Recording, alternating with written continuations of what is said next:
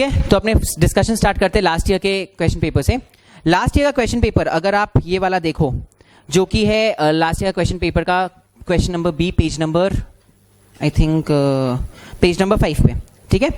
इसमें आपको फैक्ट्स दे दिया गया है, इसमें आपको पूरा चीज दे दिया गया है कि क्या हुआ था, कौन इंसान थे, उन्होंने क्या किया, क्या हुआ, कैसे हुआ, सब चीज दिया हुआ है, ठीक है। आपको लास्ट में बताना है will they succeed in getting protection under the SICA, give reasons to support your answer, ठीक है। नाउ दिस इज समथिंग जो आप उसमें नहीं पढ़ते हो अपने, दिस इज समथिंग जो आप नहीं पढ़ते हो अपने इसमें नॉर्मल कोर्स में, थ्योरी में। आज तक आपने कंपनीज एक्ट पढ़ा, कंपनीज एक्ट में आपने थ्योरी में ये कहीं नहीं पढ़ा कि सीका से अगर भिड़ जाएंगे तो क्या होगा, राइट। सो मल्टीडिसिप्लिनरी केस स्टडीज वहां पे काम आता है। मल्टीडिसिप्लिनरी केस स्टडीज आपको थ्योरी में जो आप पढ़ के आए हो उसका एप्लीकेशन कभी नहीं बताएगा, ठीक है, बिकॉज वो आप थ्योरी में क्लियर कट पढ़ के आए हो। अगर डायरेक्टर्स को DIR 12 भरना पड़ता है तो भरना पड़ता है, डायरेक्टर्स के पास DIN होना चाहिए तो DIN होना चाहिए, उस पे तो कोई केस नहीं बनने वाला। केस उन चीजों में बनता है जहां पे आप एक भी कुछ एक्स्ट्रा पढ़ के नहीं आए हो, आप कुछ वो चीज पढ़े हुए नहीं हो पहले से, ठीक है। एंड उस चीज पे डिस्प्यूट हो गया है, एक पार्टी बोल रही है नहीं इसका इंटरप्रिटेशन ऐसे होना चाहिए, दूसरी पार्टी बोल रही है नहीं इसका इंटरप्रिटेशन ऐसे होना चाहिए। जब वो डिस्प्यूट हो जाता है, उस डिस्प्यूट के वजह से आप कोर्ट जाते हो एंड देन कोर्ट जो होल्ड करती है वो बन जाता है law. We have discussed law किस वजह से बनता है, किस प्रोविजन की वजह से, article 141 of the Indian constitution. Article 141 बोलता है कि इंडिया में सुपीरियर कोर्ट्स जो भी जजमेंट देते हैं उसके नीचे वाले कोर्ट्स सारे उससे बाइंडिंग है। सो अगर सुप्रीम कोर्ट जजमेंट दे रही है कुछ तो सारे इंडिया के जितने कोर्ट्स है सब उसके नीचे आते हैं, तो वो सारे कोर्ट्स पे बाइंडिंग है। अगर मान लो बॉम्बे हाई कोर्ट कुछ जजमेंट दे रही है तो महाराष्ट्र के सारे कोर्ट्स उसमें बाइंडिंग है, ठीक है, डन। तो उसके बाद हम लोगों ने डिस्कस कर लिया था चैप्टर, ये पूरा सब्जेक्ट जो है 8 चैप्टर्स में डिवाइडेड है एंड अलग अलग चीजें डिस्कस करता है, competition law, insolvency law, securities law, economic laws, labour laws, management, interpretation of statutes, जो सबसे पहले बताना चाहिए था बट वो सबसे लास्ट में बताया जाता है, बट ठीक है। सो 8 है, 8 चैप्टर्स है। कुछ चैप्टर्स में आपको 20-25 केसेस मिलेंगे। फर्स्ट चैप्टर जो हम लोग डिस्कस करें उसमें 66 केसेस है, यस मैम, उसमें 66 केसेस है, ठीक है। तो this is the scheme of the act, this is the scheme of our subject. हम लोग कैसे करने वाले हैं, आप सब प्लीज अपना अपना नोट्स खोल के देख लो एक बार। ये मैंने पहले भी समझाया था, वापस समझा दे रहा हूं। हम लोग इसीलिए ऐसे रखेंगे कि हम लोग नोट्स में एक बहुत ही कंसाइज वे में पूरे केसेस को लिख के रखेंगे। फैक्ट्स 3-4 पॉइंट्स में किसके फेवर में किया गया था, उसके बाद लीगल प्रिंसिपल्स क्या होल्ड किए गए या क्या ऑब्जर्वेशंस कोर्ट ने दिया, एंड लास्ट में क्या अल्टीमेटली डिसाइड किया गया था। सो फॉर एग्जांपल इस केस क्वेश्चन के लिए इसका जो केस लॉ है चैप्टर 1 पे है, आप पढ़ोगे, ठीक है। इस केस लॉ में लास्ट लाइन लिखा होगा यस दे विल सक्सीड या दे विल नॉट सक्सीड, तो आपको उतना भी वहां पे दिमाग लगाने का जरूरत नहीं है, वहां से यहां से उठा के लिख सकते हो, सब चलेगा, कोई प्रॉब्लम नहीं है, ठीक है। सबको सॉर्टेड है, ठीक है। Is there anybody else who is coming? Ma'am आपके पास नोट्स है? ठीक है, चलिए तो अपने स्टार्ट करें, अपने स्टार्ट करते हैं आज का बैच, ठीक है। सो हम लोगों ने कल कुछ केसेस देख लिए थे, हम लोग कल आई थिंक केस नंबर 8 तक देखा था, राइट। ये जो 8 केसेस एकदम रीसेंट केसेस है, इन केसेस को इसी ईयर ऐड किया गया है आपके अटेम्प्ट के लिए, ठीक है। और ये सारे केसेस 2019 में ही डिसाइड हुए थे। इसमें से हम लोग ने एक केस छोड़ा था, वो नेशनल हेराल्ड केस था, जो कि सोनिया गांधी, राहुल गांधी सब इन्वॉल्व थे उसमें, and it's a very controversial case, बहुत लंबा केस है, तो उसको हम लोग आराम से किसी दिन अच्छा खासा आधा 1 घंटा लेके डिस्कस करेंगे, ठीक है। आधा 1 घंटा तो नहीं, मतलब 15-20 मिनट्स लग जाएगा उसको डिस्कस करने में, ठीक है। So will keep that for some later time, जब आप अच्छे से इस पूरे सब्जेक्ट के साथ थोड़े कंफर्टेबल हो जाओ। अगर स्टार्टिंग में आपके ऊपर बॉम्ब फोड़ दोगे तो यूल बी लाइक भाई ये क्या चल रहा है यहाँ पे। So will not take very controversial cases right now, will take a little easier cases अभी, ठीक है। आज से जो हम लोग केसेस देखने वाले that is case number 9। Case number 9 onwards जो केसेस स्टार्ट हो रहे हैं, ये केसेस आर वो केसेस जो आप या तो कभी पहले सुन चुके हो या ये बहुत पहले से लॉ है। जैसे बच्चा एफ गुजदार केस, ये वाला case very very very landmark case in company law. ये कंपनी के एक बहुत ही इंपॉर्टेंट प्रिंसिपल को, कंपनी लॉ के एक बहुत ही इंपॉर्टेंट प्रिंसिपल को एस्टैब्लिश करता है, ठीक है। ऐसी अब हम लोग जो केसेस देखने वाले हैं वो वैसी लैंडमार्क केसेस होने वाले सारे, ठीक है। पहले से जो केसेस डिसाइडेड है, जो हर कोर्ट फॉलो करती आ रही है, वही सारे केसेस अब आएंगे, ठीक है। तो चलिए विदाउट एनी डिले अपने डिस्कस करते हैं बच्चा एफ गुजदार केस, ठीक है। Case number 9 page number 11, Bacha F Guzdar versus commissioner of income tax, ठीक है। नाउ इसमें एपेलेंट कौन है? बच्चा एफ गुजदार, रेस्पोंडेंट कौन है? कमिश्नर ऑफ इनकम टैक्स, मतलब case is related to income tax, obviously तभी कमिश्नर ऑफ इनकम टैक्स है, राइट। बट अगर ये इनकम टैक्स से रिलेटेड है तो हम लोग इस केस को कॉर्पोरेट लॉज या कंपनी लॉ वाले सेक्शन में क्यों पढ़ रहे हैं? ठीक है, क्योंकि it is related to the company and हम लोग जिस पॉइंट ऑफ लॉ को पढ़ना चाह रहे हैं, जिस पॉइंट ऑफ लॉ को एनालाइज करना चाह रहे हैं, वो कंपनी लॉ का पॉइंट है। ठीक है, यहां पे कोई टैक्स लाइबिलिटी के ऊपर ही बात की गई होगी कि टैक्स लाइबिलिटी दे रहा है या नहीं दे रहा है, व्हाटएवर दैट इज, ठीक है। बट हम लोग जो पॉइंट ऑफ लॉ को डिस्कस करेंगे वो point of law is with respect to companies law only, ठीक है, इसलिए हम लोग देख रहे हैं। चलिए देखते हैं ना हुआ क्या। एप्लीकेंट इज बच्चा गुजदार, ठीक है, and commissioner of income tax. इस केस में Bacha F Guzdar was a member, a shareholder of a company, ठीक है ना। ये जो कंपनी है, this company is into the business of manufacturing and processing tea business करती है कंपनी, ठीक है, मतलब ग्रो भी करती है, मैन्युफैक्चर भी करती है, प्रोसेस भी करती है, पैकेजिंग भी करती है, पूरा, ठीक है। नाउ आप सब ने आईटी या इनकम टैक्स जब पढ़ा था तो उसमें आपने टी से रिलेटेड कोई स्पेशल प्रोविजन पढ़ा था? एग्जैक्टली 40-60 का डिवीजन था, तो हम लोग ने पढ़ा था कि 60% विल बी एग्जेम्प्ट। व्हाई? क्योंकि हम ऐसा मानते हैं कि 60% इज योर एग्रीकल्चरल इनकम, क्योंकि आपने जो टी प्लांट्स उगाए उसको काट के आपने उसको प्रोसेस किया था, तो वो agricultural income we remove and आपका टैक्स,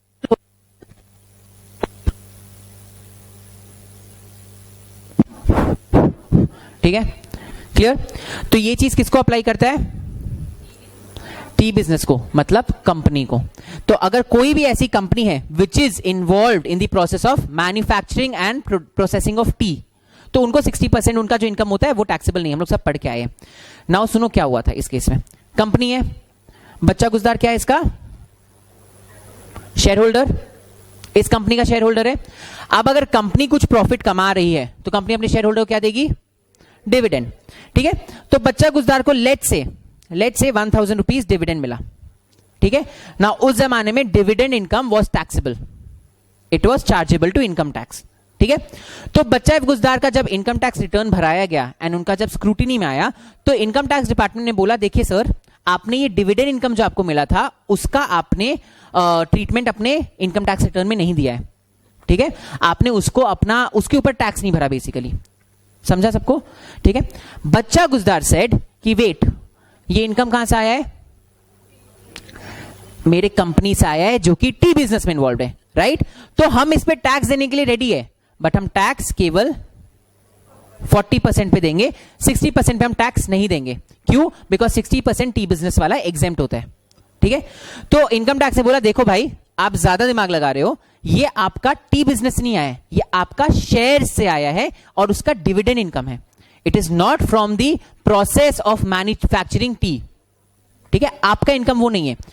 तो कंपनी ने बोला, भाई देखो, सॉरी, बच्चा गुजदार ने बोला, भाई देखो, मैंने डायरेक्टली जाके प्रोसेस नहीं किया, बट मेरे को इनकम अल्टीमेटली तो प्रोसेसिंग ऑफ टी से ही आ रहा है ना। कंपनी मेरे को इनकम दे रहा है, अपना डिविडेंड दे रहा है, कंपनी को इनकम कहां से आ रहा है? टी बिजनेस से। तो वो इनकम है तो टी बिजनेस का ही, ठीक है। तो इनकम टैक्स बोले, भाई तुम क्या बोल रहे हो, मेरे को समझ नहीं आया, थोड़ा क्लियरली बोलो, ठीक है। तो बच्चा गुजदार ने बोला, देखो सिंपल आपको समझाते हैं, ये जो लैंड था जहां से पे ये टी उगाया जा रहा था, एग्रीकल्चर जहां किया जा रहा था, ठीक है, आपने कंपनी को एग्जेम्पशन दिया बिकॉज वो लैंड को यूज कर रहा था एंड उस पर एग्रीकल्चर इनकम थी उसकी, ठीक है। अब वो लैंड आप देखो तो इनडायरेक्टली मेरा ही है, क्योंकि अगर हम मान लो कंपनी का 10% शेयर होल्ड कर रहे हैं तो लैंड में भी 10% मेरा ही है, ठीक है। तो मेरे को डिविडेंड 10% जितना ही मिला होगा, तो मेरे डिविडेंड से 60% एग्जेम्प्ट होना चाहिए, because this dividend income is also arising from that land only. वो लैंड पे अगर टी उगाया नहीं जाता तो मेरे को डिविडेंड इनकम कभी मिलता ही नहीं, ठीक है। So it is coming from the land only, ठीक है। तो इनकम टैक्स ने बोला, अरे भाई रुको, हम लोग कंपनी को ये एग्जेम्पशन इसीलिए देते हैं because company uses that land and company is the owner of that land. तो बच्चा गुजदार ने कहा कि agreed, company is the owner of the land. But आप अगर सोचो तो कंपनी के ओनर कौन है? So I am a company का होल्डर अप टू 10%, ठीक है, तो हम उस लैंड के ओनर है 10%, कंपनी खुद से थोड़ी कुछ ओन करता है, सब शेयर होल्डर्स ओन करते हैं, so I am an owner of that land up to 10%, समझा? तो बच्चा गुजदार का बेसिकली ये बोलना था कि because I am the share holder, तो जो भी इनकम मेरे को मिल रहा है कंपनी से, वो इनकम अल्टीमेटली तो आ रही है एग्रीकल्चरल लैंड से ही ना, तो वो मेरे हाथ में भी एग्जेम्प्ट होनी चाहिए, ठीक है। कमिश्नर ऑफ इनकम टैक्स ने एक ही बात एंड तक रिपीट की, भाई ऐसा नहीं होता है, एग्जेम्प्ट जो होता है वो डायरेक्टली लैंड से जब आप एग्रीकल्चर कर रहे हो एंड उसको प्रोसेस करके बेच रहे हो, वो एग्जेम्प्ट होता है। एग्जेम्प्ट आपका ऐसे डिविडेंड इनकम नहीं हो जाएगा, बिकॉज वो वाले प्रॉफिट्स आपको दिया जा रहा है। उस समय नहीं होता था ये, उस समय और dividend income was chargeable in the hands of the share holder. It's a very old case, this is 1953, it's a very old case, ठीक है। तो उस समय जो भी डिविडेंड आपको मिलता था, it was chargeable to tax in the hands of the shareholder, ठीक है। आपको डिस्प्यूट समझा? अब बताओ कोर्ट ने क्या होल्ड की होगी? इनकम टैक्स, क्यों?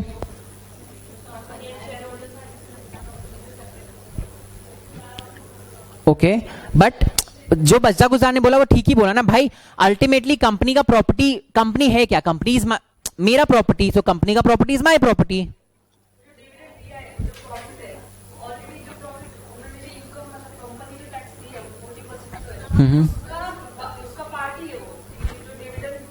Okay okay, see tax treatment,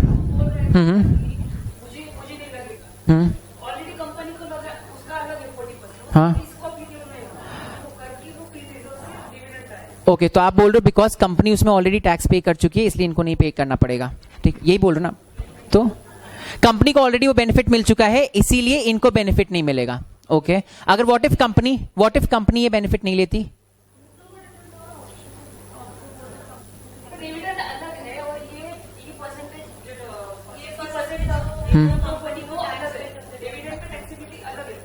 okay okay, so what ma'am is saying is कि डिविडेंड, ये प्रोविजन डिविडेंड पे लगता ही नहीं है, ये प्रोविजन एग्रीकल्चरल इनकम पे लगता है, टी के मैन्युफैक्चरिंग प्रोसेसिंग पे लगता है। बच्चा गुजदार को जो मिला था वो डिविडेंड इनकम था, वो टी का मैन्युफैक्चरिंग वाला इनकम नहीं था। That's what ma'am is saying. Okay, any other idea?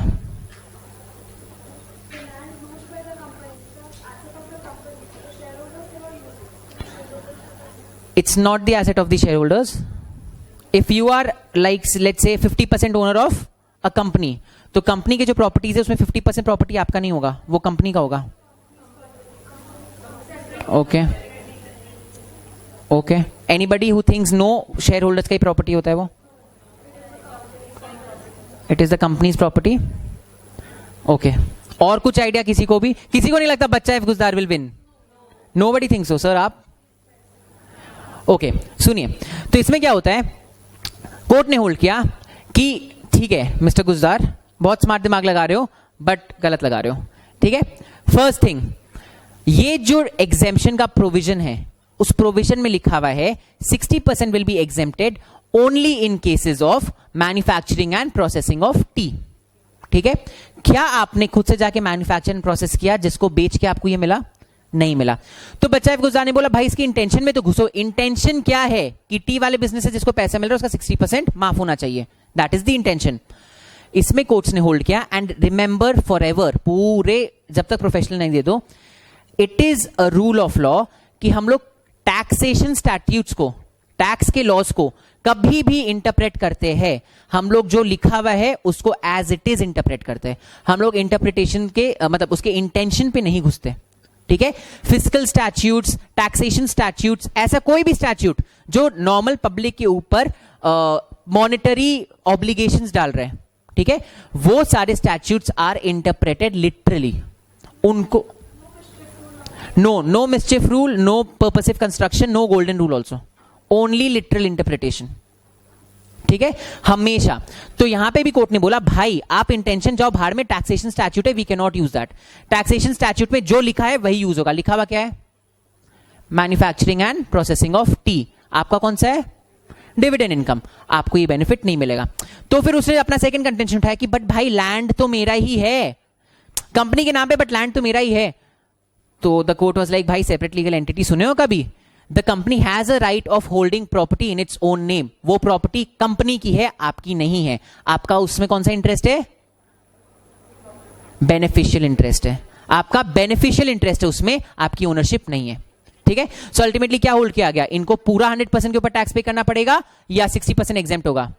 पूरा 100% पे टैक्स पे करना पड़ेगा, because this was a dividend income. This was not an income which he had received out of manufacturing and processing of tea. ठीक है. चलिए जल्दी से अपने देखते हैं क्या लिखा हुआ था नोट्स में. Yes, the appellant was a shareholder in a company that was engaged in the business of production and manufacture of tea. The company was eligible for certain benefits, यही 60-40 वाला, under the Income Tax Act 1922. उस समय 1961 आया ही नहीं था, 1922 act के अंदर. ठीक है. By the virtue of which 60% of income was exempt, remaining 40% was subject to tax. Appellant को certain amount मिला as dividend on the said shares, तो ये amount as dividend मिला है appellant को. ठीक है. इनकम टैक्स बोला कि इस डिविडेंड के ऊपर आपको टैक्स देना पड़ेगा. appellant ने बोला कि dividend received was out of profits from business of production manufacture of tea and hence 60% was to be exempted from tax. तो डिपार्टमेंट ऑब्वियसली अग्री नहीं करेगा. कोर्ट, कौन सा कोर्ट है ये? Which court is this? Supreme Court. तो Supreme Court decide in the favour of the department which is the respondents. ठीक है. उन्होंने क्या होल्ड किया? Shareholders are not the owners of the assets of the company. ठीक है. Shareholders जो company के एसेट्स है उसके ओनर नहीं होते. आज अगर यस एकेडमी इज, मान लो अगर एक कंपनी होती, ठीक है, एंड आप सब इसके शेयर होल्डर्स होते या हम इसके शेयर होल्डर होते, तो ये प्रॉपर्टी मेरी नहीं होती. ठीक है. मेरा इस पे बस बेनिफिशियल इंटरेस्ट होता. ठीक है. प्रॉपर्टी किसकी होती? यस एकेडमी की, कंपनी की. ठीक है. They merely have a right to participate in the profits accrued by the company. Shareholders के पास केवल उतना ही राइट होता है. Next, in order to avail benefit under the said section, मतलब वो जो 60-40 वाला बेनिफिट है वो अवेल करने के लिए there has to be a direct nexus between the income and the agricultural land. Yes ma'am. Yes ma'am, please come inside. Just take the notes.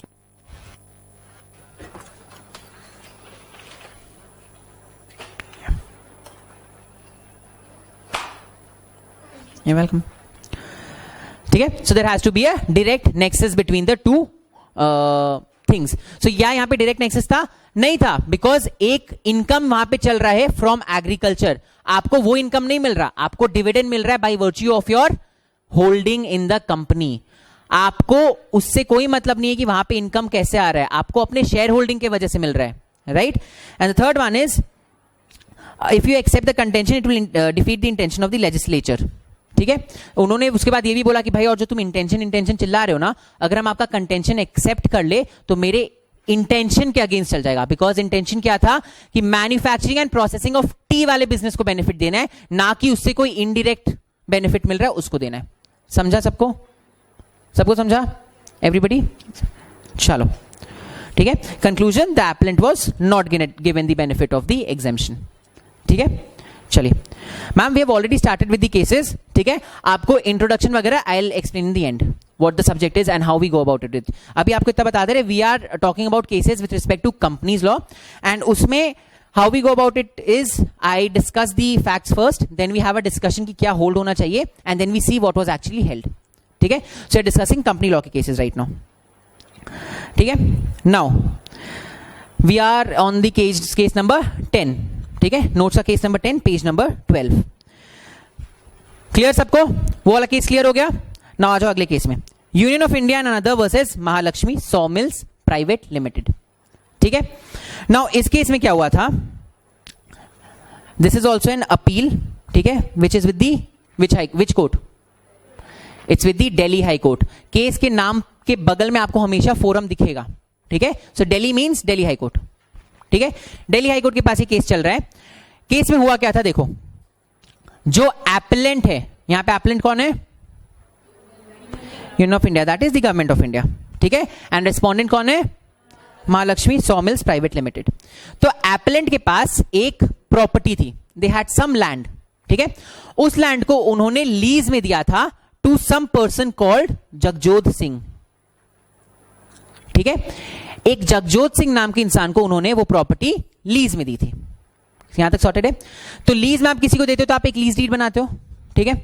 अब लीज डीड में सारे टर्म्स एंड कंडीशंस लिखे रहते हैं कि आपको अगर मान लो ये प्रॉपर्टी का कितना आपको रेंट देना पड़ेगा, कितना आप सिक्योरिटी दिए हो, प्रॉपर्टी का रेंट आप कितने दिन में देते हो, वगैरह वगैरह, काफी सारे टर्म्स लिखे रहते हैं। एंड जब खास करके आप गवर्नमेंट के साथ आते हो तब तो और ज्यादा टर्म्स रहते हैं, ठीक है। तो उनके लीज डीड में there was one term which said अगर जगजोत सिंह इस प्रॉपर्टी को सबलेट कर रहे मतलब किसी और को लीज में दे रहे, या फिर वो अपने लीज होल्ड राइट्स को ट्रांसफर कर दे रहे किसी और को, ठीक है। ट्रांसफर कर देना मतलब if I have a lease of this land, ठीक है, हम ये दे दिया आपको कि आप ये लीज, अब आप लेसी आप हो, हम नहीं ये लेसी, ठीक है। सो या तो वो सेबलेट कभी भी कर रहे या वो ट्रांसफर या असाइन कर रहे अपने लीज होल्ड राइट्स को, तो उनको गवर्नमेंट का परमिशन लेना पड़ेगा, ठीक है। जो लेसॉर है उनका पनिशमेंट लेना, उनका अप्रूवल लेना पड़ेगा, परमिशन लेना पड़ेगा।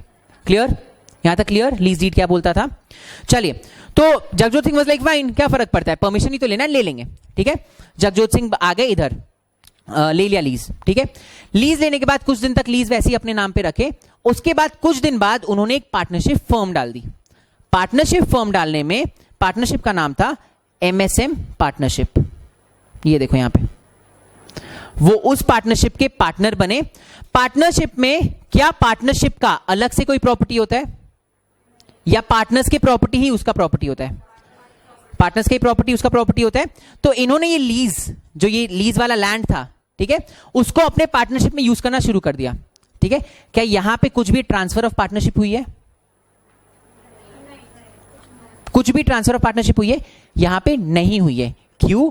बिकॉज जगजोत सिंह एक पार्टनर है फर्म के। फर्म के सारा प्रॉपर्टीज पार्टनर्स का ही प्रॉपर्टीज होता है, एंड पार्टनर अगर कोई प्रॉपर्टी अपना यूज कर रहे हैं तो वो उन्हीं का रहता है, वो ट्रांसफर नहीं हो जाता है कंपनी को। Partnership firms do not have a separate legal entity, right, they do not have a power to hold property, ठीक है। तो इन्होंने उसको ट्रांसफर नहीं किया प्रॉपर्टी को, ठीक है। यहां पे जो transfer the leasehold rights to the firm लिखा हुआ है, उसका मतलब ये होता है कि इन्होंने वो राइट यूज करने का फर्म को दे दिया, क्या फर्म के लिए यूज करेंगे हम लोग। So for example, if this classroom, इसका लीज होल्ड राइट्स मेरे पास था, हम जाके एस अकेडमी में विकास सर को बोले सर आप इस क्लास के लिए इसको यूज कर लो, डज नॉट मीन मैंने अपना लीज होल्ड राइट्स उनको ट्रांसफर कर दिया है, ठीक है। चलिए, उसके बाद क्या हुआ था, कुछ दिन बाद this partnership was converted into a private company, private limited company, जो कि करेंटली रेस्पोंडेंट है, ठीक है। नाउ प्राइवेट लिमिटेड कंपनी बनी तो जगजोत सिंह ने लीज होल्ड राइट्स कंपनी को दे दिए, ठीक है। Now companies have a separate legal entity, they have the power to hold properties, ठीक है, एंड सच राइट्स, ठीक है। तो अपने लीज डीड में क्या लिखा हुआ था, ट्रांसफर करोगे तो परमिशन लेना पड़ेगा। तो जगजोत सिंह बोले कि ठीक है चलो जाके परमिशन ले लेते हैं। वो गए, उन्होंने परमिशन लिया, ठीक है। गवर्नमेंट ने बोला कि चलो हम तुमको परमिशन दे देंगे, ठीक है, but since it's a valid transfer आपको अनअर्न्ड इनकम देना पड़ेगा, अनअर्न्ड इनकम, एंड थोड़ा सा पेनल्टी भी देना पड़ेगा। नाउ पेनल्टी किस लिए बोला गया था, बिकॉज जगजोत सिंह ने ट्रांसफर करने के पहले परमिशन नहीं ली थी, वो ट्रांसफर कर दिए थे एंड उसके बाद परमिशन लेने गए थे। समझा आपको, ठीक है। लीज डीड में क्या लिखा हुआ था, आपको ट्रांसफर के पहले परमिशन लेना है। जगजोत सिंह ने ट्रांसफर करने के बाद परमिशन ली, ठीक है। तो गवर्नमेंट वाज लाइक फाइन, ठीक है, हम लोग अप्रूवल दे रहे अपने इस ट्रांसफर के लिए, बट आपको अनअर्न्ड इनकम देना पड़ेगा हमें, एंड आपको साथ ही साथ पेनल्टी देना पड़ेगा, क्योंकि लीज डीड बोलता है कि आपको ट्रांसफर के पहले परमिशन लेना है। आपने पहले ट्रांसफर कर दिया एंड बाद में परमिशन ली, ठीक है। जगजोत सिंह ने बोला नहीं, आपका जो इंटरप्रिटेशन है वो गलत है। क्यों है गलत, बिकॉज वन, कंपनी जो है, प्राइवेट लिमिटेड कंपनी जो बनी है, वो पार्टनरशिप से ही कन्वर्ट हुई है, ठीक है, एंड पार्टनरशिप के जितने पार्टनर्स थे वही लोग इस कंपनी के मेंबर्स बने हुए। तो इन इफेक्ट कुछ ज्यादा कुछ चेंज नहीं हुआ है, ना मेंबर्स चेंज हुए, ना उनका प्रॉपर्टी चेंज हुआ है, हमारा बिजनेस भी वही है, हमारा सब चीज सेम चल रहा है, हमने बस एंटिटी बदल दी है। तो हमने कोई टेक्निकल सेंस में, मतलब in reality, in practical sense कुछ ट्रांसफर नहीं किया है, सब वैसे ही चल रहा है। आपको तो हम परमिशन लेने इसलिए आ गए थे ताकि हम सेफ साइड में रहे, दैट वाज देयर कंटेंशन, ठीक है। सो उनके हिसाब से उन्होंने ट्रांसफर नहीं किया कुछ भी, ठीक है, उनके हिसाब से उन्होंने राइट्स किसी को ट्रांसफर नहीं किया। वो बोल रहे कि भाई देखो, पहली बात तो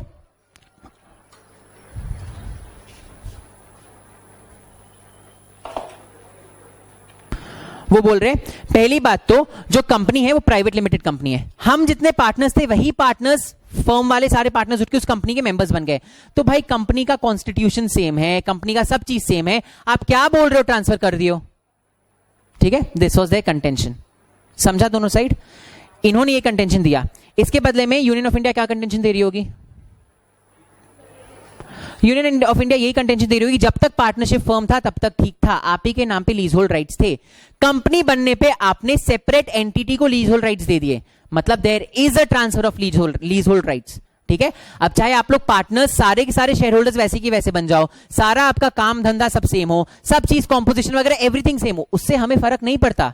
there is a transfer. Lease deed में क्या लिखा हुआ था? एक एंटिटी दूसरे एंटिटी को ट्रांसफर करेगी तो आपको परमिशन लेना पड़ेगा।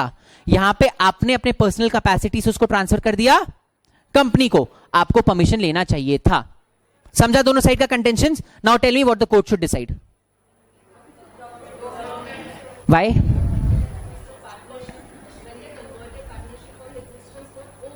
Okay,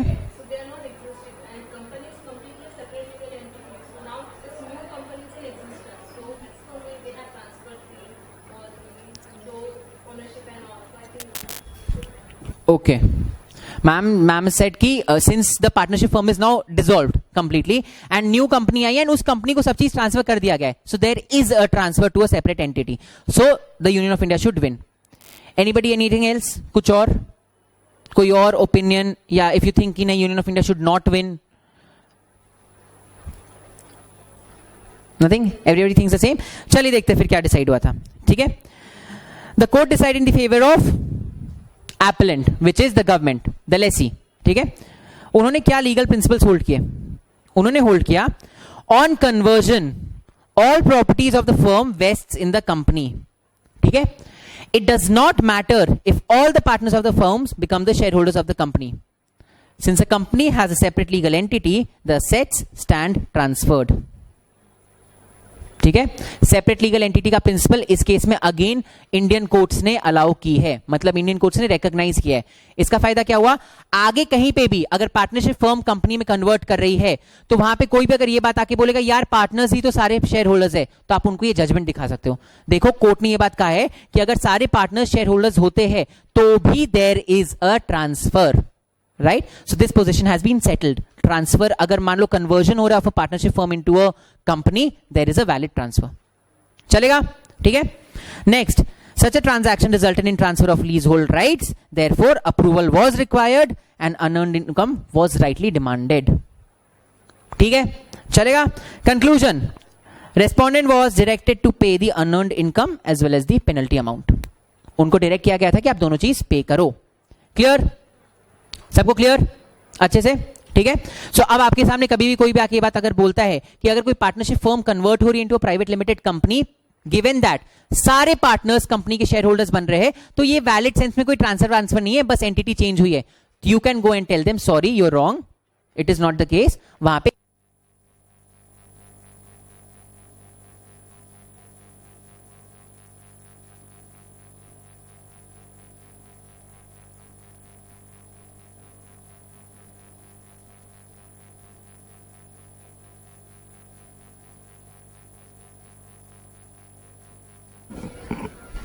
sir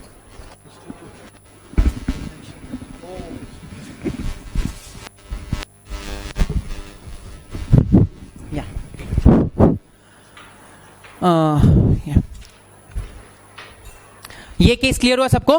case number 10। ना आ जाओ केस नंबर 11 में। Initially we are taking a little simple cases, ठीक है, ताकि बार बार ये बात बोल रहे हैं आप लोग प्लीज पहले इस सब्जेक्ट कंफर्टेबल हो जाओ। ऐसा सब्जेक्ट आप पहली बार पढ़ रहे हो, ठीक है, इसमें कोई थ्योरी नहीं है, कोई प्रोविजंस नहीं पढ़ना है, कोई ऐसा नहीं कि एक लाइन में सब चीज चला रहा है। एक केस कुछ चीज से डील करेगा, दूसरा केस कंप्लीटली डिफरेंट चीज से डील करेगा। सो इनिशियली अगर कोई टफ केस या थोड़ा सा ट्विस्टेड केस भी आता है, I am not taking that जानबूझ के, ऑन पर्पस नहीं ले रहे हैं, जानबूझ के I am taking a little cases so that you get comfortable. By the end of this, I think आज लास्ट है ना, next week onwards we'll start taking cases in their proper order. ठीक है, चलिए आइए case number 11। Now case number 11 is Siddharth Gupta versus the Delhi Golf Club Limited. ठीक है, which court is this? Delhi High Court. ठीक है, now if you see यहां पे हम appellant नहीं यूज किए हैं, I have used the word petitioner. Why? It's not an appeal, it's an original suit. It's not a writ petition, it's an original suit. तो certain high courts like Bombay high court, Delhi high court, इनका original jurisdiction भी होता है. मतलब in certain cases you can approach these courts directly without going to the lower court. ठीक है, तो ये ओरिजिनल सूट था, ओएस लिखा हुआ है ना, so it's an original suit. इसलिए पिटिशनर्स है क्योंकि ये फर्स्ट इंस्टेंस में आए. एपेलेंट तभी यूज करते हो जब आप अपील में जाते हो. ठीक है, चलिए तो देखते हैं इस केस में हुआ क्या था. नाउ इस केस में क्या हुआ था, I will tell you in detail. तो ये जो अपने सिद्धार्थ गुप्ता है, ठीक है, जो यहाँ पे पेटिशनर है, उनको बहुत दिन से मन था कि मेरे को ये गोल्फ क्लब है उसका मेंबरशिप चाहिए. ठीक है, उन्होंने बहुत पहले से लेट्स से 7 years पहले ही एप्लीकेशन डाल के रखा था. एंड साथ ही साथ उन्होंने somewhere around 5,000 rupees application fee भी डाल के रखी थी एडवांस में कि कभी भी कोई भी वैकेंसी आता है तो प्लीज मेरे को मेंबरशिप दे दो. ठीक है, after some point of time, कुछ दिनों बाद उनका एप्लीकेशन एक्सेप्ट कर लिया गया. ठीक है, बट उनका जब एप्लीकेशन एक्सेप्ट किया गया तो उनको बोला गया कि आपको फ्रेश फी पूरा पे करना पड़ेगा. समझा? 5 साल उन्होंने वेट किया. 5 साल वेट करने के बाद उनका एप्लीकेशन एक्सेप्ट हो गया एंड उनको मेंबरशिप मिल गई. उनको यह बोला गया कि देखो भाई, आपको फ्रेश फी पे करना पड़ेगा. Siddharth Gupta was ready for this, the petitioner was ready. उन्होंने बोला आपको जितना पैसा लेना है ले लो, मेरे को मेंबरशिप दे दो. ठीक है, golf club was like fine, मेरे को क्या है, मेरे को पैसा मिल रहा है. उनको दे दिया गया मेंबरशिप. क्लियर? अब उन्होंने बोला कि मेंबरशिप का पैसा आपको वापस पूरा दे चुके हैं, तो पहले का 5,000 रुपया मेरे को वापस कर दो. गोल्फ क्लब भी बहुत अच्छा इंसान था, बहुत अच्छे लोग थे, उन्होंने वो पैसा रिटर्न कर दिया विथ ड्यू रेस्पेक्ट. सॉर्टेड. ठीक है, कुछ दिन बाद सिद्धार्थ गुप्ता को पता चला किसी फ्रेंड के थ्रू कि उस गोल्फ क्लब के बोर्ड, ये क्या बोलते हैं, बोर्ड रेजोल्यूशन में, बोर्ड मीटिंग में ये डिसाइड हुआ था कि इनके मेंबरशिप को कैंसिल कर जाएगा. और उन्होंने एक रेजोल्यूशन पास करके मेंबरशिप कैंसिल भी कर दी. ठीक है, मतलब मेंबरशिप कैंसिल होने के बाद इनको पता चला है, that too not from the club, from some other source only. ठीक है, of course he was not fine with it, तो उन्होंने ये पिटीशन डाला है हाई कोर्ट में. ठीक है, नाउ सिद्धार्थ गुप्ता का बोलना यह है कि भाई आप एक कंपनी के फॉर्म में, कॉर्पोरेट बॉडी के फॉर्म में आए हो, आपके एमओए एंड एओए में लिखा हुआ है कि आपको क्या प्रोसीजर फॉलो करना है. उस प्रोसीजर के हिसाब से किसी भी इंसान का मेंबर कैंसिल करने के पहले आपको उस इंसान को नोटिस देना पड़ता है. आपने मेरे को नोटिस नहीं दी, इसीलिए दिस होल रेजोल्यूशन जिससे आप मेरे को निकाले हो is not valid and not. ठीक है, गोल्फ क्लब बोलता है ऐसा कुछ नहीं है, हमारे पास राइट्स है. ठीक है, बिकॉज एमओए में लिखा हुआ है कि the golf club can remove any person if they think fit. अगर गोल्फ क्लब को लगता है कि कोई भी बंदा ऐसा है जिसको रिमूव कर देना चाहिए, गोल्फ क्लब उसको रिमूव कर सकता है अपने मेंबरशिप से. तो दे सेड भाई देखो, तुम जो एमओए एओ पे को रेफर कर रहे हो, उसी में एक प्रोविजन ये बात बोलता है कि हमें पूरा राइट है, तो हम राइटफुली आपको निकाले हैं, जरूरी नहीं था नोटिस देना. ठीक है, बात पहुंच गई हाई कोर्ट तक. ठीक है, बताओ क्या डिसाइड किया होगा.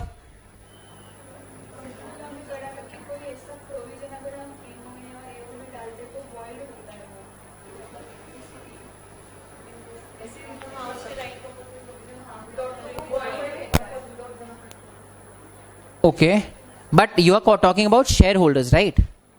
ये शेयर होल्डर नहीं था, he was a golf club का मेंबर. ओके, सुनिए, यहां पे आपका थोड़ा सा आप कंफ्यूज कर रहे हो. व्हेन आई से ये मेंबर था, he was not a share holder. Member in the sense, यहां पे जैसे रेस कोर्स वगैरह क्लब है ना, वहां पे आप मेंबरशिप लेते हो तभी आपको वहां के एमिनिटीज एंड फैसिलिटीज एंजॉय करने का मौका मिलता है, राइट? उस तरह का मेंबर था ये, जहां पे आप हर ईयर मेंबरशिप फी देते हो अपना. वो हटाओ, आईसीएसआई के मेंबर्स है ना, आईसीएसआई मेंबरशिप फी हर ईयर देते हो, देना पड़ेगा आपको नेक्स्ट ईयर से. ठीक है, एंड उसके बाद ही आप एंजॉय कर सकोगे वहां की फैसिलिटीज, आप वहां का मेंबरशिप वगैरह सब चीज. उस टाइप का मेंबरशिप था ये. It was not a share वाला मेंबरशिप. ठीक है, अब बताओ.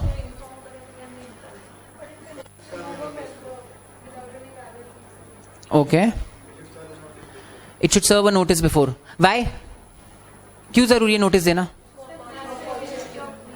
Opportunity of being heard. Okay, yes ma'am, principles of natural justice. ठीक है, कोर्ट का बोलना यह था कि देखो भाई, पहली बात तो आपके एओए एंड एमओए में लिखा हुआ है कि आपको नोटिस देना पड़ेगा. ठीक ठीक है। सो आप कभी एओए और एमओए के अगेंस्ट कुछ भी एक्शन लो, एनीवे वो उस कॉर्पोरेट बॉडी का वॉइड होता है, it's ultra vires, right. Secondly, मान लो आपके एमओए एंड एओए में नहीं भी लिखा हो, मान लो, ठीक है, तब भी आपको किसी भी इंसान के अगेंस्ट, आप अगर किसी भी इंसान के राइट्स को कर्टेल कर रहे हो, उसके पास राइट्स था उस पूरे क्लब की फैसिलिटीज को एंजॉय करने का, आपने उसके राइट्स को कर्टेल कर दिया, तो अगर आप किसी भी इंसान के राइट्स को कर्टेल कर रहे हो, आपको उसको एक अपॉर्चुनिटी ऑफ बीइंग हर्ड देना पड़ता है। You don't have an option, it is principle of natural justice. Principles of natural justice को हम लोग प्रिंसिपल्स ऑफ नेचुरल जस्टिस इसलिए बोलते हैं बिकॉज वो प्रिंसिपल्स कहीं लॉ में लिखे हुए नहीं होते, मतलब लिखे हुए एज लाइक जरूरी नहीं है कि हर लॉ में लिखा रहे कि आपको अपॉर्चुनिटी ऑफ बीइंग हर्ड देना है, आपको दोनों पार्टीज को सुनना पड़ेगा, आपको प्रायर नोटिस देना है, ये सब अगर नहीं भी लिखा हुआ है, you will have to follow them invariably. मतलब कोई भी एक्शन लेने के पहले आपको अपॉर्चुनिटी ऑफ बीइंग हर्ड देना पड़ता है, बिकॉज ये एक नेचुरल प्रिंसिपल है जिसके बिना जस्टिस हो ही नहीं सकता। आप बिना दूसरी पार्टी को सुने उनके अगेंस्ट कुछ भी ऑर्डर पास कर दोगे, इट इज नेवर जस्टिफाइड। आप दूसरी पार्टी को सुनो, पहले एकदम ठीक हो जाओ कि हाँ उन्होंने गलती की है, दैट इज फाइन। तो principles of natural justice are those principles जो इवन दो आपका कहीं नहीं लिखा हुआ है, you will have to follow them irrespective. और वो केवल कोर्ट्स को या कॉर्पोरेट बॉडीज को नहीं है, वो यहां पे भी अगर हम कुछ कर रहे हैं, मान लो आप दो लोगों के बीच में लड़ाई हो गई, इट्स बट ऑब्वियस अगर हम एक को बात सुन के दूसरे को क्लास से निकाल दे रहे हैं, it is violation of principles of natural justice, it's not justified, ठीक है। तो आपको प्रिंसिपल्स ऑफ नेचुरल जस्टिस तो एनीवे फॉलो करना पड़ेगा, ठीक है। सो कोर्ट ने भी यही होल्ड किया, ठीक है, कि भाई देखो पहली बात तो आपको एओए में लिखा हुआ था, फॉलो करना था, दूसरी बात प्रिंसिपल्स ऑफ नेचुरल जस्टिस तो कभी वो तो आपको एनीवे फॉलो करना है, तो अगर आपके एओए एमओए में नहीं भी लिखा हो तो भी ये फॉलो करना पड़ता है, ठीक है। तो the court decide in the favour of, ये एप्लेंट काट के प्लीज यहां पेटिशनर लिख देना, एप्लेंट मिस्टेक है लिखा हुआ, इट्स द पेटिशनर, ठीक है। लीगल प्रिंसिपल्स क्या होल्ड किए गए थे, that the membership of a person can be cancelled only after following the related provisions of MOA and AOA of the club and also the principles of natural justice. Why principles of natural justice,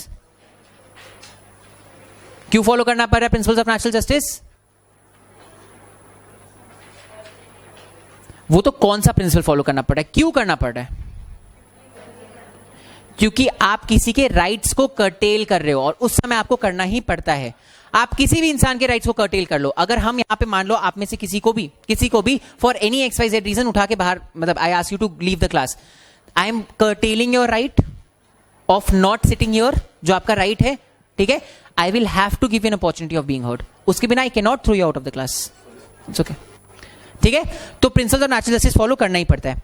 then next जो observation इस case में किया गया था, neither any notice was given to the appellant, again appellant लिखा हुआ है, petitioner हो गया यहाँ पे, ठीक है, nor any opportunity of being heard was provided to him, ठीक है। और साथ ही साथ एमओ एंड एओ के प्रोविजंस भी फॉलो नहीं किए गए थे। In such a scenario the resolution could not be sustained. आप अगर एमओए एंड एओए से हट के उनके कॉन्ट्रडिक्ट कुछ भी step low, it will never be sustained, never, ठीक है। So the club was directed to reverse the resolutions and were refrained from cancelling the membership of the petitioner. Again petitioner कर दो उसको, ठीक है, वो एप्लीकेशन लिखा हुआ है। क्लियर है केस? बहुत ही सिंपल सा केस था, हमें पता था, बट हम कंपनी लॉ में पढ़ के आए हैं कि एमओए एंड एओए आपको फॉलो करना पड़ेगा। आपको क्या लगता है ये गोल्फ क्लब के पास कोई लीगल सर्विस नहीं होगा क्या, कोई लीगल एडवाइजर नहीं होगा क्या, वो कंपनी लॉ नहीं पढ़ा होगा क्या? ऑफ कोर्स वो भी पढ़ के आया होगा। कंफ्यूज कर जाते हैं जब आप प्रैक्टिकल एप्लीकेशन में जाते हो इसके, ठीक है, क्योंकि वहां पे आपको क्या लिखा हुआ है, आपको पता है एमओए एओए फॉलो करना है। मेरा एओए का एक प्रोविजन बोल रहा है कि आपके पास राइट्स है to remove any person that you want by giving them the whatever reason you have, ठीक है। दूसरा आपके पास वही प्रोविजन बोलता है कि उनको अपॉर्चुनिटी ऑफ बीइंग हर्ड देना पड़ेगा। कुछ लोग इसको ऐसे इंटरप्रेट करते हैं कि भाई मेरे पास राइट्स है तो हम कैसे भी आपको हटा सकते हैं without giving you notice.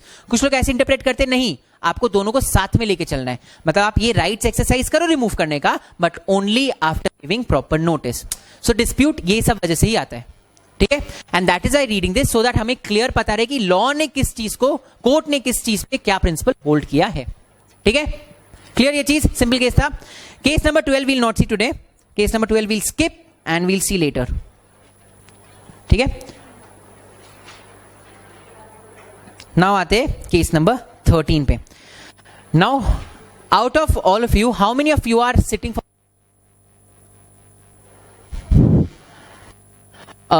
how many of you have knowledge about? ठीक है. सेकेंड ग्रुप में CRI एक सब्जेक्ट है जिसमें इंसॉल्वेंसी वाले पार्ट है, study an act called SARFAESI act. ठीक है. Now this case deals with that. तो before I tell you the facts of the case, मेरे को आपको सारफेसी थोड़ा आइडिया देना पड़ेगा, otherwise you not understand only. Even if you are sitting for any, SARFAESI कहीं पे भी अभी हुआ होगा. ठीक है. तो चलिए सारफेसी एक्ट पहले डिस्कस कर लेते हैं अपने. I will tell you the name of the act is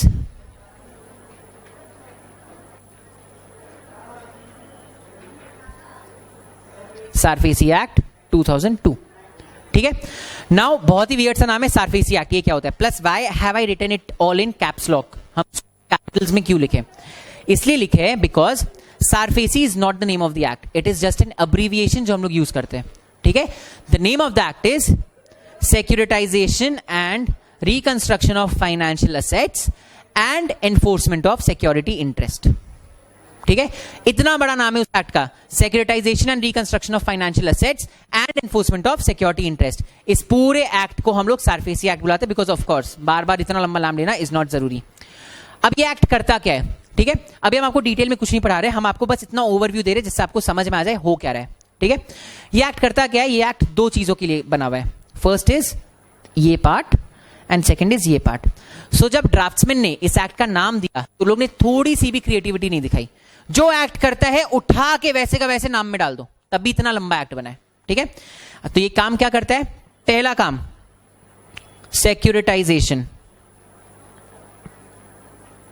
दूसरा काम रिकंस्ट्रक्शन ऑफ फाइनेंशियल असेट्स, सारे असेट्स नहीं केवल फाइनेंशियल असेट्स, एंड तीसरा काम enforcement of security interest. Now ये एक्ट आया था इन द ईयर 2002. हम लोग ने ये एक्ट आया था after the committee report of Narasimha committee 2. ठीक है. 1998 में ये रिपोर्ट आई थी एंड 2002 में एक्ट को एनैक्ट कर दिया गया था. ठीक है. क्यों किया गया था? इसके पीछे इंटेंशन ये था कि अच्छा ये एक्ट डील करता है ओनली विथ बैंक्स. ठीक है. Only with banks and companies. So by bank and company I mean banks जब लोन देगी टू कंपनीज, बस उसी ट्रांजैक्शन को ये डील करता है. ये इंडिविजुअल्स में नहीं जाता. हाँ, मतलब बैंक्स एंड फाइनेंशियल इंस्टीट्यूशंस. ठीक है. बैंक्स एंड फाइनेंशियल इंस्टीट्यूशंस जब लोन देगी टू कंपनीज, ये एक्ट उसके साथ डील करता है. ना होता क्या है? मान लो आई एम अ बैंक. ठीक है. हमने आप सबको लोन दिया. ठीक है. पहला पार्ट डील करता है with securitisation reconstruction of financial asset. ठीक है. मान लो मैंने आप सबको लोन दिया, मेरे बैलेंस शीट पे ये दिखेगा. It will be an asset और liability. It will be an asset. Bank जब लोन देती है तो बैंक के बैलेंस शीट में इट्स एन एसेट, जो इंसान लोन ले रहा है उसके बैलेंस शीट पे इट्स अ लायबिलिटी. ठीक है. सो मेरे बैलेंस शीट पे it's an asset and it's a financial asset. ठीक है. तो होता क्या था 2002 के पहले तक ना, कंपनीज क्या करती थी? बैंक से लोन ले रही है, उनका रीपेमेंट करने में डिफॉल्ट. ठीक है. डिफॉल्ट पे डिफॉल्ट, डिफॉल्ट पे डिफॉल्ट ऐसे कर रही है. तो अगर मान लो आप कभी भी कहीं से भी बैंक से लोन लेते हो, ठीक है, एंड 90 डेज तक उसका आप रीपे नहीं करते हो, मान लो कोई भी इंस्टॉलमेंट का ड्यू डेट आ गया, उसके 90 डेज तक आप रीपे अगर नहीं कर रहे हो तो आपके असेट को नॉन परफॉर्मिंग असेट बना दिया जाता है. ठीक है. एनपीए जैसे क्वालिफाई उनको, एक सेकेंड, हाँ, उनको एनपीए बना देते हम लोग, नॉन परफॉर्मिंग असेट. तो हो क्या रहा था? इंडिया में नॉन परफॉर्मिंग असेट्स बहुत ज्यादा बढ़ रहे थे. ठीक है. अब नॉन परफॉर्मिंग असेट कोई अच्छी बात है क्या? मतलब ये दिखा रहा है आपका कितना ज्यादा पैसा ट्रैप्ड है. ठीक है. क्योंकि वो पैसा लोन में आपको दे चुके हैं, आप वो मेरे को पैसा वापस नहीं कर रहे हो ना, आप उसमें मेरे को इंटरेस्ट वापस कर रहे हो, आप शायद हो सकता है वो पैसा डुबा भी चुके हो. ठीक है. तो उतना पैसा इकोनॉमी का ट्रैप हो गया. So it was not a good thing. ये चीज पे नरसिम्हा कमेटी ने बोला भाई एक एक्ट बनाओ. ठीक है. उस एक्ट के थ्रू आप दो चीज करवाओ. पहला, आप बैंक्स को, आई एम द बैंक्स को राइट दो कि वो अपने फाइनेंशियल असेट्स, मतलब वो जो लोन देता है दूसरों को, उसको वो सिक्योरिटी का फॉर्म दे दे. ठीक है. It will convert to something like a security, something like a share. ठीक है. एंड उसको फिर हम पब्लिक को बांट देंगे. ठीक है. सो मान लो अगर मेरा 10,000 रुपीज लोन में दिया गया था, आई एम द बैंक, हम 10,000 रुपीज लोन में दिए थे। हम क्या किए, 100 रुपीज के 100 सिक्योरिटी रिसीट्स बना दिए उसका, ठीक है। वो लोन को हम 100 रुपीज के 100 सिक्योरिटी रिसीट्स में तोड़ दिए एंड 100 लोगों को बांट दिए, ठीक है। सारे 100 लोगों से हम 100 रुपीज ले लिए, मेरा 10,000 रुपीज रिकवर हो गया, ठीक है। मेरा कहीं पे भी पैसा ट्रैप्ड नहीं रहा, ठीक है। अब आई आपकी बारी, ठीक है। आप मेरे को जब भी ये लोन का पैसा रिटर्न करोगे, वो पैसा हम वैसे का वैसे उन सिक्योरिटी रिसीट होल्डर को दे देंगे प्रोपोर्शनेटली, ठीक है। सो मान लो आपने मेरे को फर्स्ट मंथ में 100 रुपीज दिया, तो हम सारे 100 share holder security receipt holders को 1 रुपीज बांट देंगे, ठीक है। तो जैसे जैसे आपसे मेरे को पैसा मिलते जाएगा, हम सिक्योरिटी रिसीट्स वाले को देते जाएंगे। क्या फायदा हुआ, देखो उनके पास आइडल मनी पड़ा हुआ था जो मेरे पास आ गया, मेरा मनी जो आपके पास ट्रैप हुआ हुआ था वो मेरे पास आ गया, तो हम अब वो मनी को कहीं और इन्वेस्ट करवा सकते हैं, किसी और को लोन दे सकते हैं। आपको जो 10,000 रुपए चाहिए था वो आपके पास एनीवे, आप पैसा जो रिटर्न करना था इंटरेस्ट के साथ वो आप ऐसे भी कर रहे हो, और उनको जो आइडल मनी पड़ा था उन पे इंटरेस्ट मिल गया। Win win situation for everybody, ठीक है। नाउ सबसे बड़ा क्वेश्चन, व्हाट इफ आपने डिफॉल्ट किया, ठीक है। अगर आपने डिफॉल्ट कर दिया रिटर्न करने में, तो there are certain companies called asset management companies, वो अपॉइंट करते हैं, वो इसका ध्यान देते हैं, डिटेल में नहीं घुसते, वो भी काम करनी है। सिक्योरिटाइजेशन का सब मतलब समझा आपको क्या होता है, ऊपर समझा क्या होता है। तो आप सिक्योरिटाइजेशन कैसे करते हो, अपने फाइनेंशियल एसेट्स को रिकंस्ट्रक्ट करके, आपने फाइनेंशियल एसेट को आपने रिकंस्ट्रक्ट करके सिक्योरिटी रिसीट्स बनाया ना, तो इसलिए securitisation and reconstruction of financial assets. आ जाओ एनफोर्समेंट ऑफ सिक्योरिटी इंटरेस्ट में, सबसे मजेदार पार्ट है इसका। क्या बोलता है enforcement of security interest? Actually इस एक्ट के पहले क्या होता था, हम बैंक है, आप 17 लोगों ने, जितने भी यहां लोग बैठे, आप लोग ने मेरे से लोन लिया। ऑब्वियसली बैंक अब लोन बिना सिक्योरिटी इंटरेस्ट के तो नहीं देगी, हम आप लोग सबको बोलेंगे थोड़ा थोड़ा प्रॉपर्टी अपना अपना गिरवी रखो, ठीक है। आपने प्रॉपर्टी के पेपर्स साइन करके मेरे को दे दिए, ठीक है। डिफॉल्ट हो गया आप लोग का। अब हम चाह रहे हैं कि हम वो सिक्योरिटी इंटरेस्ट फोर्स करके अपना पैसा वापस निकाले, सिक्योरिटी था ना वो, पैसा तो हम निकाल सकते हैं, बट बैंक्स वो चीज खुद से नहीं कर सकते। बैंक्स को कोर्ट के पास जाना पड़ता था एंड कोर्ट को बोलना पड़ता था देखो मेरा इतना पैसा हम दिए थे, ये सिक्योरिटी था, पैसा में डिफॉल्ट हो गया, तो अब आप एक ऑर्डर पास करो, अब आप एक ऑर्डर पास करो कि ये हम ये सिक्योरिटी, ये प्रॉपर्टी को बेच सके। समझ आ रहा है आपको? मतलब मेरे को ये प्रॉपर्टी गिरवी रख के इसलिए दिए थे आप लोग कि मेरा इंटरेस्ट सिक्योर्ड रहे, बट वो भी मेरे को एक्सरसाइज करने के लिए कोर्ट के पास जाना पड़ता था। एंड सिविल कोर्ट का हालत तो सबको पता है, 5 साल 6 साल 7 साल तक वही केस चला जा रहा है, कोई वैल्यू बचेगा उस प्रॉपर्टी का? भाई मेरा वो पैसा जो हम 4 साल के लिए आपको दिए थे वो 12 साल तक फंस गया, कोई पॉइंट नहीं था, बैंक्स का हालत खराब, ठीक है। सारफेसी एक्ट, सारफेसी एक्ट का सेक्शन 13 क्या बोलता है, ठीक है। मान लो 1 Jan 2018 was your due date repay करने का, आपने रीपे नहीं किया, आपको हम लोग नोटिस भेजेंगे, बीइंग द बैंक हम आपको नोटिस भेजेंगे कि आपका ड्यू डेट आ गया था, आपने रीपे नहीं किया, ठीक है।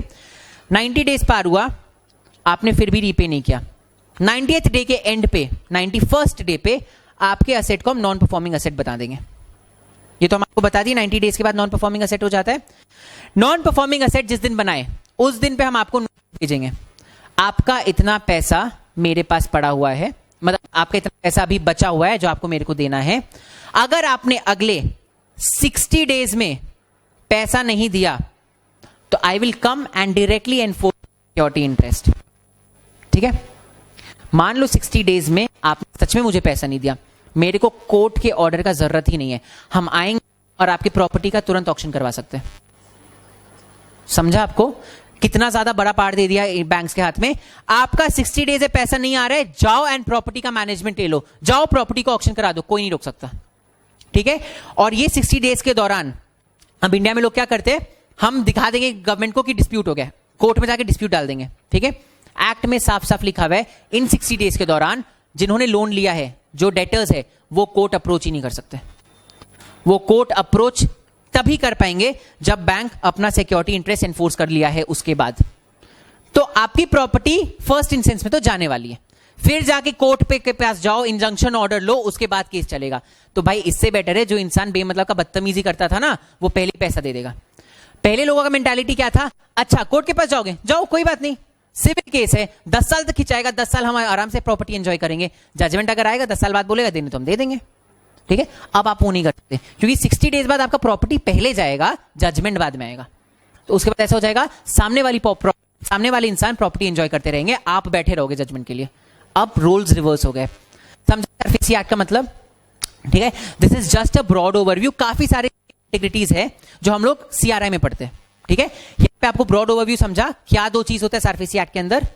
ठीक है, now come to another act, SICA. क्योंकि ये केस समझने के लिए आपको दोनों एक्ट समझने पड़ेंगे। The other act is caeca. किसको किसको सीका के बारे में थोड़ा भी आइडिया है यहाँ पे? 1 2। सो जनरल इज कोई आइडिया नहीं है। ठीक है, नाउ सीका इज सीका 1985। ठीक है, ऑल्सो प्लीज प्लीज अब प्रोफेशनल में कभी भी कोई भी एक्ट का बात करेंगे will talk about it with year, because act का पूरा नाम इंक्लूड्स द ईयर लीगली। अगर आप केवल कंपनीज एक्ट बोल रहे हो तो that's not the complete name, it has to come with the year. ठीक है, सो सीका 1985, इसका full form is sick industries या industrial actually companies act 1985।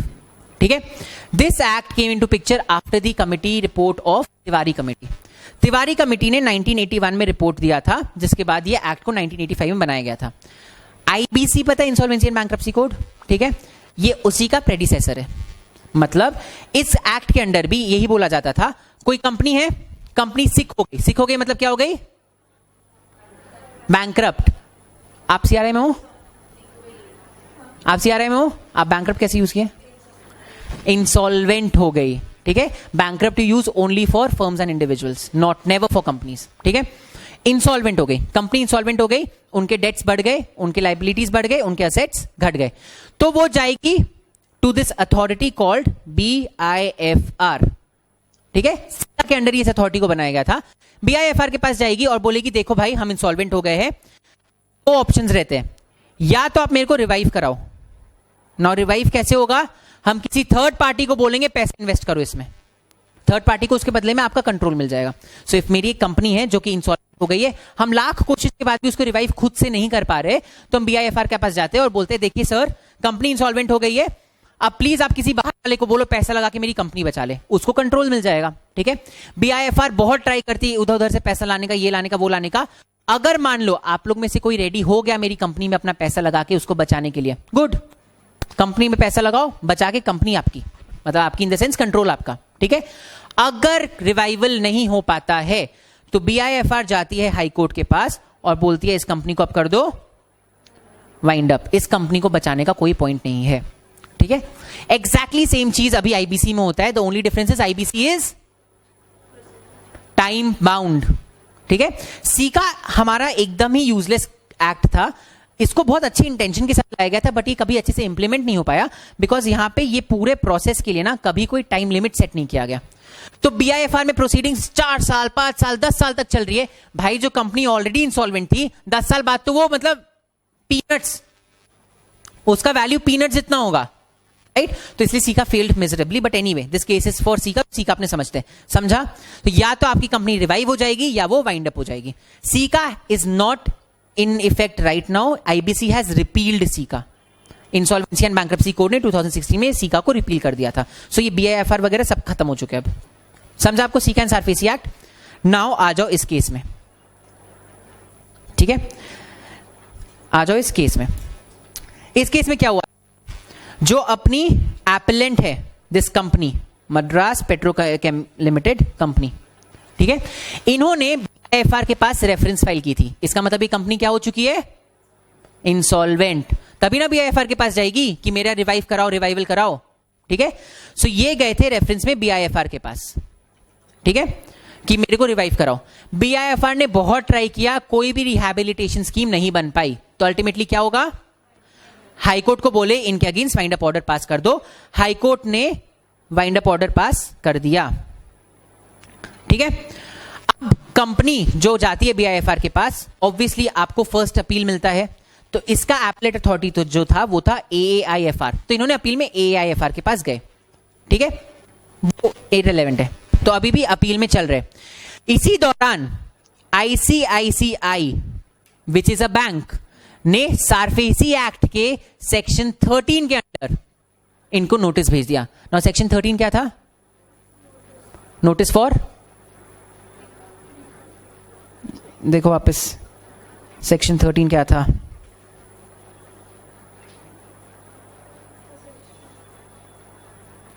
Notice for enforcement of security interest, वो जो 60 डेज का आप डिमांड नोटिस भेजते हो ना, दैट इज सेक्शन 13।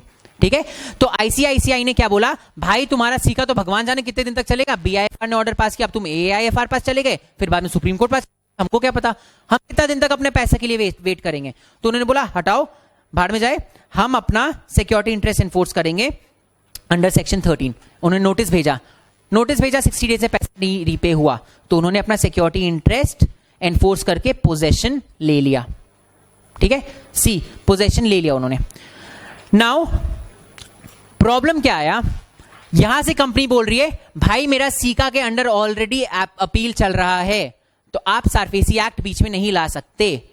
यहां से बैंक बोल रहा है सारफेसी एक्ट में कहां लिखा है कि हम सारफेसी एक्ट नहीं ला सकते, मेरे को सारफेसी एक्ट के अंदर राइट है कि हम सारफेसी एक्ट ला सकते, तो हम लेके आएंगे। ये बोल रहा है बट सीका के अंडर मेरे को राइट मिला हुआ है कि सीका जब चल रहा हो तब तक आपके सामने कोई भी बैंक कुछ भी नहीं कर सकता। समझे क्या हो रहा है? सारफेसी एक्ट कुछ बोल रहा है in this direction, caeca in this direction. Now अब दोनों को साथ में कैसे इंटरप्रेट करें? सीका के हिसाब से चले तो the company will be right, SARFAESI के हिसाब से चले तो the bank will be right. तो how do we go about with it, क्या किया जाए? ठीक है, समझा आपको? एनी आइडिया, एनी ओपिनियन क्या हो सकता है? Why will SARFAESI prevail?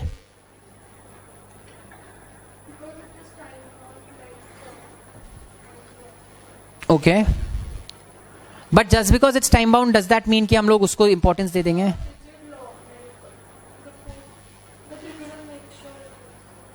Okay, it's a rigid law, काफी स्ट्रिक्ट लॉ है when come to SICA. SICA के सामने तो बहुत ही स्ट्रिक्ट है, but that does not mean कि आप बाय डिफॉल्ट सीका को भाव नहीं दोगे, बिकॉज सीका के अंडर मेरे को राइट मिला है ना। सारफेसी कहां ऐसा बोलता है उसको ओवर राइडिंग पास है, कहीं तो नहीं बोलता, तो आप खुद से नहीं कर सकते ये चीज। तो फिर अभी क्या किया जाए?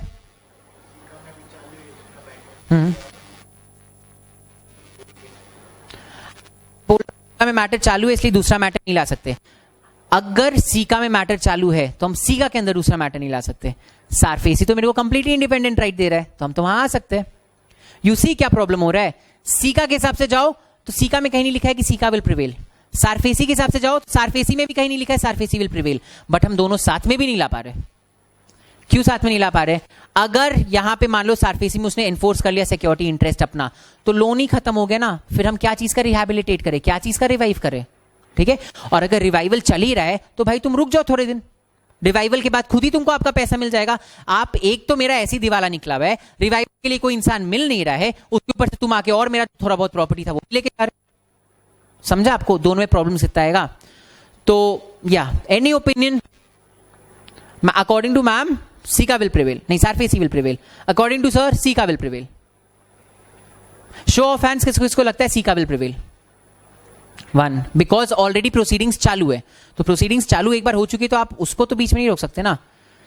सो SICA will prevail, nobody else. किसको किसको लगता है SARFAESI will prevail because it's a strict law? 1 2 3 4, बाकी 5, बाकी सब confused? Okay, see so the court said कि हम ऐसा स्ट्रेट जैकेट फॉर्मूला नहीं बना सकते कि आप कंप्लीटली सीका को फॉलो करो और सारफेसी को इग्नोर कर दो, या कंप्लीटली सारफेसी को फॉलो करो सीका को इग्नोर कर दो। You can not ignore an act. आप पूरे एक्ट को तो इग्नोर नहीं कर सकते ना भाई, वो act there is that act for some reason, तो आप वो नहीं कर सकते। तो हम क्या करेंगे, हम डिफरेंट कंडीशंस के डिफरेंट रूल्स बना देंगे। सबसे पहले अगर क्रेडिटर अनसिक्योर्ड है तो क्या वो सारफेसी के अंडर आ सकता है? वो आ ही नहीं सकता ना, सारफेसी सिक्योरिटी इंटरेस्ट होना चाहिए, वो इंसान अनसिक्योर्ड है, सिक्योरिटी है ही नहीं। ठीक है, सो अगर मान लो आपका क्रेडिटर अनसिक्योर्ड है तब तो caeca will only prevail, SARFAESI तो अप्लाई ही नहीं करता। ठीक है, उसके बाद अगर मोर देन 1 क्रेडिटर है, ठीक है, सिक्योर्ड क्रेडिटर्स में अगर मान लो सिंगल सिक्योर्ड क्रेडिटर है और वो बोल रहा है कि मेरे को सारफेसी के अंडर जाना है, तो सारफेसी विल ओनली प्रिवेल। ठीक है, मान लो हम थे कंपनी, आप सबसे मैंने लोन लेके रखा था, ठीक है, वो केस डिफरेंट है। बट अगर हम कंपनी है और मेरा इकलौता लोन इनसे लिया गया है और ये आके खुद बोल रहे कि सारफेसी में जाना है, तो भाई चल जाओ सारफेसी में, बात वहीं खत्म हो जाएगा, मेरा लाइबिलिटीज घट के खत्म हो जाएगा पूरा, right? So if there is just one secured creditor and the secured creditor is saying कि I want to go under SARFAESI, then you will have to go under SARFAESI. SICA will stop. ठीक है? So unsecured creditor, SICA will prevail because SARFAESI apply करता ही नहीं है. Convince हो ना इस बात से, SARFAESI अप्लाई करेगा ही नहीं. ठीक है? अगर secured creditors में if there is a single secured creditor, ठीक है, तो और उसको चाहिए कि SARFAESI should prevail, तो SARFAESI will prevail, क्योंकि उसी के राइट्स दोनों जगह आ रहे हैं. वो बोल रहा है मेरे को SARFAESI माने, तो आ जाओ SARFAESI, मेरा क्या. ठीक है? नाउ अगर सिक्योर्ड क्रेडिटर है एक से ज्यादा, मान लो हम कंपनी थे और मैंने आप सबसे लोन लेके रखी है, तो मेरे सिक्योर्ड क्रेडिटर्स ज्यादा हो गए. उनमें अगर 60% से लेस ऑफ यू, आप में से 60% से कम लोग बोलते हैं कि SARFAESI में जाएंगे, तो आप SARFAESI नहीं ला सकते. मतलब सीका एंड SARFAESI के टक्कर में अगर आपको SARFAESI को प्रिवेल कराना है तो मिनिमम कितने सिक्योर्ड क्रेडिटर्स का कंसेंट चाहिए? 60% चाहिए ही.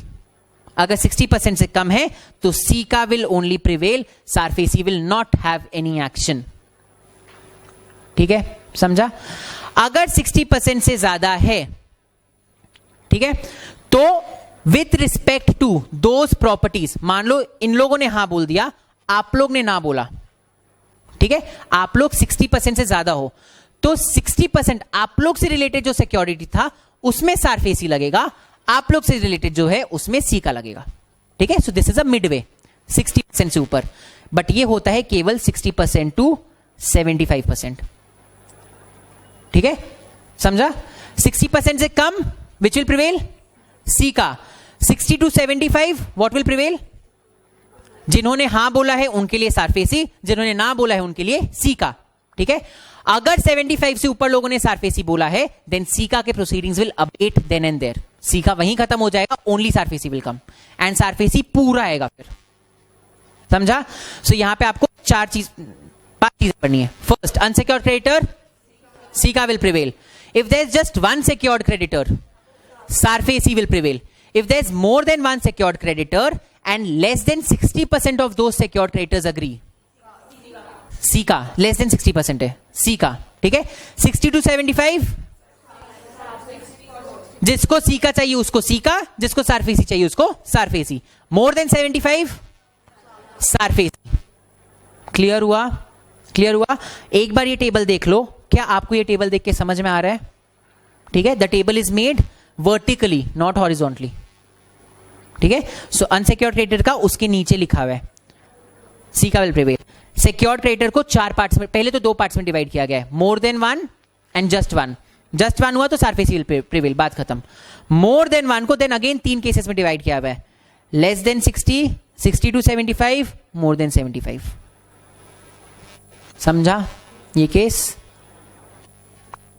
नाउ खैर ये केस का जो रैशनल है, क्या अब वो कभी कहीं पे भी आएगा? आज के प्रेजेंट डे में क्या ये रैशनल एग्जिस्ट करता है? नहीं, बिकॉज सीका है ही नहीं. कोई सीका एंड SARFAESI भिरंत हो ही नहीं सकता, बिकॉज सीका तो रिपीट कर दिया गया है. अब IBC एंड SARFAESI में कभी भिरंत होगा तो उसके लिए अलग केस लो आएगा फॉर श्योर. ठीक है? Right now this will not prevail. ठीक है? बट स्टिल हम लोग पढ़े, बिकॉज बताया गया है कैसे आप दो अगर एक्ट्स है जो कॉन्ट्राडिक्टरी जा रहे हैं तो उनका आप हार्मोनियस कंस्ट्रक्शन कर सकते हो. ठीक है? So this type of interpretation is called harmonious construction.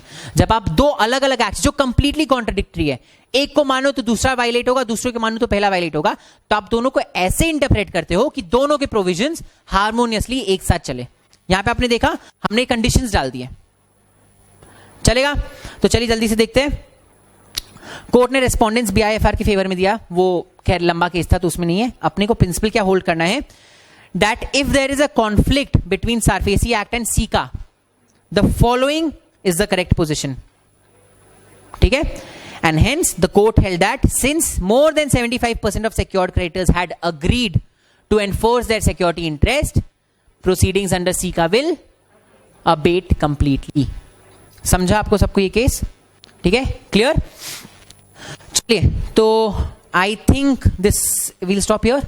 ठीक है? बहुत ज्यादा हैवी हो जाएगा नहीं तो. ठीक है, विल स्टॉप हियर. एक क्विक रिवीजन देखते हैं अपने स्टार्टिंग से आज क्या क्या किए. We started with case number 9, Bachaa गुजदार case. ठीक है? इस केस में क्या हुआ था?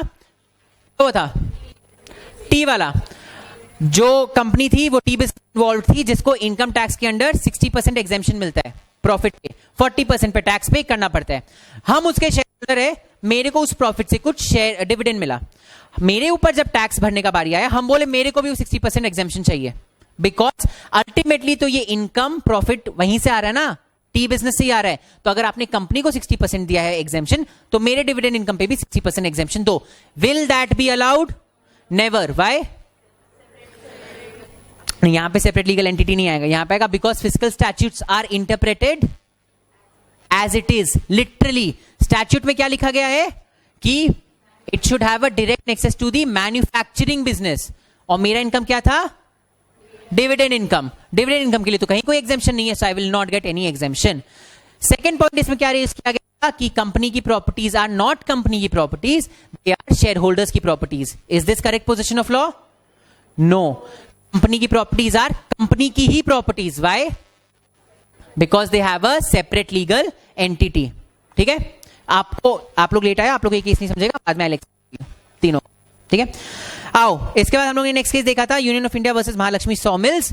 कभी अगर कोई partnership firm gets converted into a private limited company, जहां पे सारे के सारे पार्टनर्स एज इट इज बन जाते हैं शेयर होल्डर्स, तो क्या पार्टनर्स का जो प्रॉपर्टी, पार्टनरशिप फर्म का जो प्रॉपर्टी, जो कंपनी की प्रॉपर्टी बन जाती है, is there a transfer? Yes, there is a transfer. So इस केस में क्या बोला गया था? लीज राइट ट्रांसफर हुए हैं, आपको परमिशन पहले लेना चाहिए था, जो आपने नहीं लिया, सो यहां पे आपको पेनल्टी भरना पड़ेगा। थर्ड केस हम लोग ने देखा था Siddharth Gupta versus Delhi golf club limited. यहां पे articles of association, memorandum of association के उल्टा जाके उनके मेंबर को एक्सपेक्ट दिया गया था। This is not a shareholder वाला member, it's just a facilities enjoy करने वाला मेंबर। ठीक है, हमारा आर्टिकल्स ऑफ एसोसिएशन बोलता था निकालने के पहले आपको नोटिस देना पड़ेगा। ठीक है, कंपनी ने बोला कि भाई नोटिस देना पड़ेगा, अग्रीड, बट ये भी लिखा हुआ है कि मेरे पास है, जब मन चाहे सो हम निकाल दिए। क्या होल्ड किया गया है?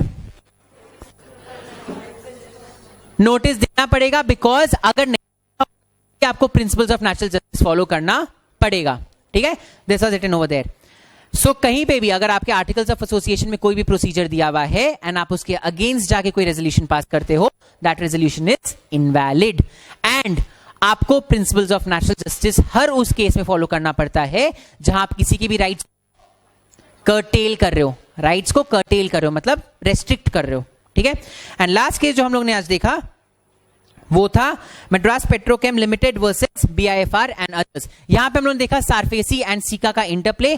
हम लोग समझे सारफेसी एक्ट क्या चीज से डील करता है। It deals with securitisation, reconstruction of financial assets, enforcement of security interest. ठीक है, सीका क्या चीज से डील करता है? Companies act deals with sick companies का रिहैबिलिटेशन, रिवाइवल या फिर वाइंडिंग अप। अगर रिवाइव नहीं कर पाए तो वाइंडिंग अप। इस केस में क्या हुआ था?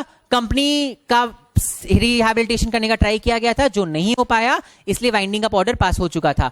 कंपनी अपील में गई थी अगेंस्ट दिस ऑर्डर। उसी के बीच में एक इंसान ने, एक क्रेडिटर ने सिक्योरिटी इंटरेस्ट एनफोर्स कराने के लिए अंडर सारफेसी नोटिस भेज दिया। यहां पे कंफ्लिक्ट आ रहा था सीका के अंडर जाए या सारफेसी को प्रिवेल करने दे। हम लोग ने जाना 5 केसेस में 5 डिफरेंट थिंग। अगर अनसिक्योर्ड क्रेडिटर्स है तो caeca will prevail. Secured creditors में केवल एक सिक्योर्ड क्रेडिटर है, SARFAESI will prevail. Secured creditors बहुत सारे हैं, जिसमें से 60% से कम लोग बोल रहे सारफेसी में जाएंगे, सीका विल प्रिवेल। 60 से 75 वाले बोल रहे हैं सारफेसी में जाएंगे। जिसको सारफेसी जाना है सारफेसी जाओ, जिसको सीका जाना है सीका जाओ। 75 से ऊपर वाले लोग बोल रहे सारफेसी जाएंगे, SARFAESI will prevail, SICA will abate. ठीक है, तो this was our lecture for today. आज के लिए 4 केसेस काफी है। नेक्स्ट क्लास से we'll take up a little more speed, we'll try to do 5 cases पर क्लास। ठीक है, केसेस क्योंकि बहुत सारे एंड हाँ आज भी 5 हो जाएगा, लास्ट वाले में थोड़ा अपने सीका एंड सारफेसी के डिस्कशन में घुस गए, तो कोई नहीं, नेक्स्ट क्लास से वील स्पीड अप लिटिल। सब यहाँ पे टीचिंग स्टाइल से कंफर्टेबल हो एवरीबडी। आप लोगों को समझ में आया जो आज नहीं आए? आप लोगों को चारों को? ठीक है, बाकी सब कंफर्टेबल हो? ठीक है, स्पीड से कंफर्टेबल हो, फैक्ट समझ में आ रहे, कंटेंशन समझ में आ रहे, दोनों पार्टीज ने क्या बोला। ठीक है, कोर्ट ने जो किया क्यों किया वो समझ आ रहा है। ठीक है, सॉर्टेड। चलिए, तो we'll end this lecture here. I will see you guys on Monday same time 1:15। ठीक है, चलो, थैंक यू सो मच।